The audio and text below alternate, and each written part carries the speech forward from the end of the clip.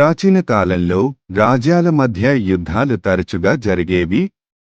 ఆ సమయంలో ఒక సాహసిక యువకుడు రంజిత్ తన ధైర్యం, తెలివితేటలతో ప్రసిద్ధి పొందాడు. రంజిత్ తన రాజ్యంలోని సింధుగఢ్లో జన్మించాడు. అతను చిన్నప్పటి నుంచి గుర్రపు స్వారీ, ఆయుధ ప్రయోగం మరియు యుద్ధ వ్యూహాలు నేర్చుకున్నాడు.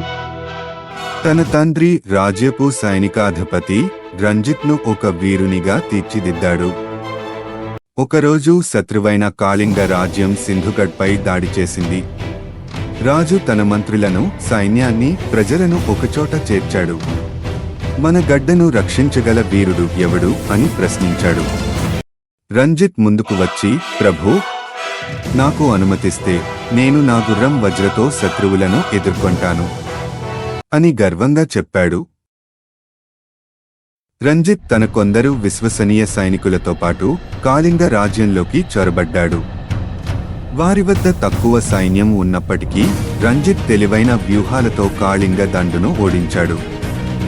అతని గుర్రం వజ్ర మెరుపులా పరుగెత్తి శత్రువులను భయపెట్టింది. రంజిత్ తన ఖడ్గంతో శత్రువులను ఎదుర్కొని రాజ్యాన్ని రక్షించాడు.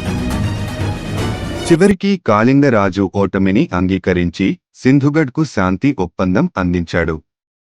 అమరవీరుడు సింధుగఢ్ రాజు రంజిత్కు యుద్ధ సింహం అనే బిరుదును ఇచ్చాడు. ప్రజలు సంబరాలు చేసుకున్నారు. అతని నామాన్ని పాటల్లో ఆలపించారు. ఆ రోజు నుంచి రంజిత్ పేరు చరిత్రలో వీర్యోధుడిగా నిలిచిపోయింది.